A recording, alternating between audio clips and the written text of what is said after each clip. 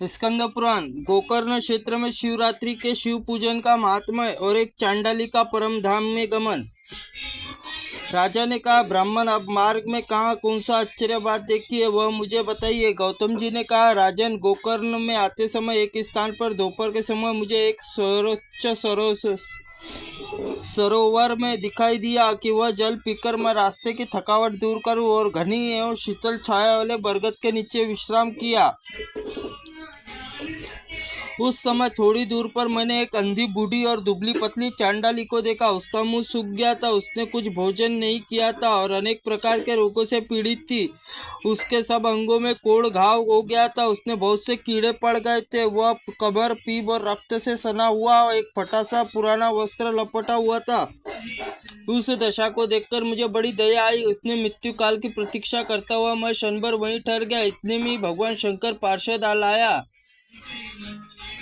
वह एक विमान देखा जो अपनी किरणों से आकाश मार्ग में आलोकित कर रहा था। तब मैंने शीघ्र ही समीप जाकर आकाश में खड़े शिवगणों से पूछा, आप लोगों को नमस्कार। आप लोग पहचान लिया है, आप सभी महादेव जी के चरणों के सेवक है।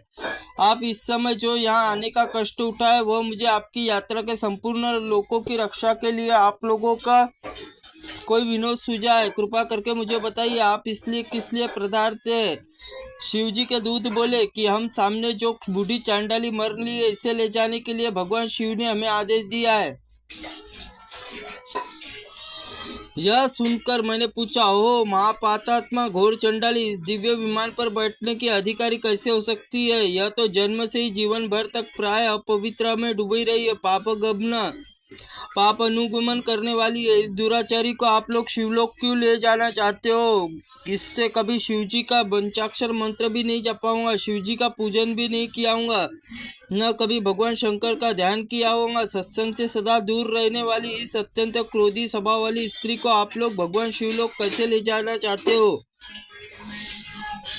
अहो, ईश्वर की इस लीला देहधारी को समझना आना कठिन है, जिसमें पापात्मा प्राणी दया करके मुझे परम पद पहुंचा जाते हैं। ऐसा कहने पर देवादिदेव भगवान शिव इस दूत इस प्रकार बोले, महामते, यह कर्मों के परिपाक से प्राप्त होने वाली गति को देखो, जो कि एक नीच से नीच नारी को आज रोग शोक से रहित परम धाम आरूढ़ हो रही है। इसमें पूर्व जन्म के अन्नदान नहीं किया था, अतः भूख प्यास से क्लेशों से पीड़ित हो रही थी। इसने मदिरा नशे में अंधी होकर बड़ा भयंकर पाप कर डाला, उसी का फल से जन्मांध हो गई।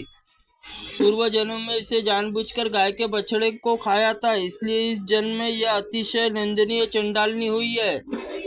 इसके सदाचार मार्ग में त्याग कर पूर्व जन्म में व्याभिचारी मार्ग को अपनाया। अकथनीय पाप से जन्म से दुराचारी दुर्भाग्यवती विधवा होकर इसने अपने पति को आलिंगन किया, दूसरे के पति को आलिंगन किया। उसी महान पाप के कारण इसके शरीर में कोड़ के घाव हो गए। इसे काम वेदना से व्याकुल होकर स्वेच्छा अनुसार शूद्र रमन किया। उस पाप के कारण इसे महारक्त पीप और कीड़ों के भी पीड़ित होना पड़ा। इसे कभी उत्तम व्रतों का पालन नहीं किया, यज्ञ पूजा नहीं की, कुआं आदि खुदवाने, बगीचा लगाने काम नहीं किया। पाप यह सब प्रकार के भोग साधनों से रहित होकर दुख पारी है। पूर्व जन्म में मूढ़ स्त्री मदिरा पान किया था, इससे पाप में महा यक्षमा पीड़ित थे। हृदय शूल तड़प रहे मनुष्य विवेक महात्मा यहीं पर सब मनुष्यों को संपूर्ण पाप चिन्हों को देखते हुए यहाँ बहुत से रोगों को पीड़ित और पुत्र और धनहीन है, जो दुष्ट लक्षणों का क्लेश पाने वाले, लाज छोड़कर भीख मांगने वाले हैं, अन्य वस्त्र पान शैया भूषण अभंग आदि से वंचित, कुरूप विद्याहीन विकलक अंगों वाले, लूले कुसंगे, भोजन करने वाले, दुर्भाग्यवान, नंदनीय, दूसरों के सेवक, ये सभी पूर्व जन्म में बड़े भारी पापी रहे। इसी प्रकार यत्न पूर्वक मनुष्य विचार करके संसार के मनुष्यों की दशा देखकर विद्वान पुरुष कभी पाप नहीं करता, यदि करे तो आत्मघाती है। जीव के शरीर मनुष्य के अनेक प्रकार के सत्कर्मों का एकमात्र साधन है कि इसके द्वारा सदा शुभ कर्मों का सेवन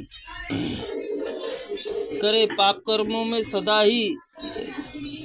सर्वथा सदा ही त्याग करे दे और इसकी इच्छा रखने वाले पुण्य करना चाहिए। मनुष्य को यह शरीर अत्यंत दुर्लभ है, इसे पाकर जो अपना हित चाहने वाला मानव एकमात्र भगवान शिव की शरण लेता है, एकाग्र चित्त होकर उसका ध्यान करता है, वो समस्त पातकों को नाश कर जाता है। इसमें दुराचारणी स्त्री अवसादनी से शिवजी का नाम उच्चारित करती थी। गोकर्ण क्षेत्र में शिवरात्रि का उपवास करके रात में इसे जागरण किया, शिवजी के मस्तक पर बिल्व पत्र चढ़ाया और उसी के उत्तम फल है कि आज भोगने में जो जो जारी है वो सब उसने आंखों से देखते हो।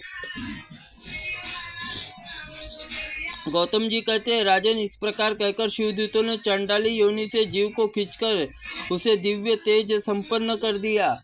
तेज राशि से उद्भासित हो रही थे। तत्पश्चात शिवजी के दूतों ने प्रसन्न हो विमान पर बैठाया। यह परम पद उदार रूप और लावण्य सुशोभित दिव्य वस्त्र धारण हो गई और उसी के देह पर सब दिव्य सुगंध दिव्य प्रकाश फैल रहा। आरूढ़ बैठी शिवजी चरणाविंद स्मरण कर रही थी।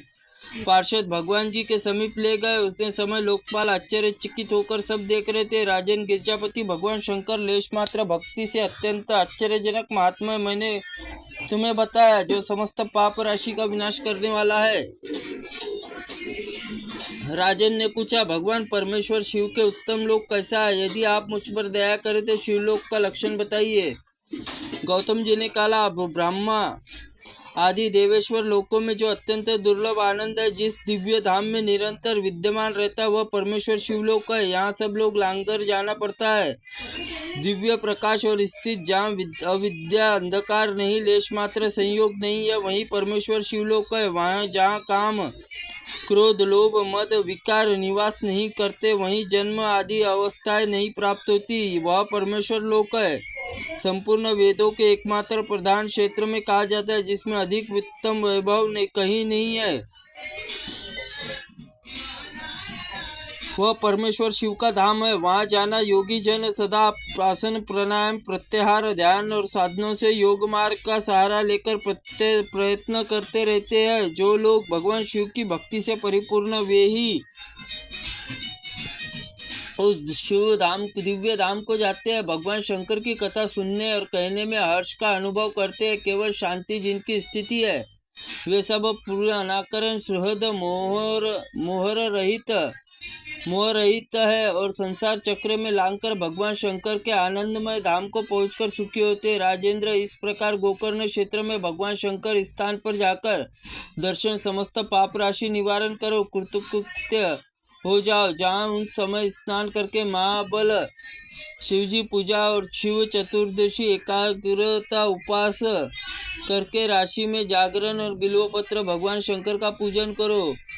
इससे तुम सब पापों से मुक्त होकर शिवलोक प्राप्त करोगे। ऐसा कहकर मुनिवर गौतम प्रसन्नतापूर्वक मिथिलापुरी चले गए और वहाँ राजा मित्र सह गोकर्ण क्षेत्र आए। वहाँ महाबल नाम से प्रसिद्ध महादेव जी का दर्शन पूजन करने के समस्त पाप राशि धुल गई और उसी में भगवान शिव परम धाम प्राप्त कर लिया। मनुष्य भगवान शिव इस मनोहर कथा को प्रतिदिन भक्ति पूर्वक सुनता अथवा सुनाता वह परम गति को प्राप्त करता है। त्रुटिपूर्ण वाक्य के लिए भगवंत आप हमें क्षमा करें। ओम नमः शिवाय नमः। ओम स्कंद पुराणाय नमः।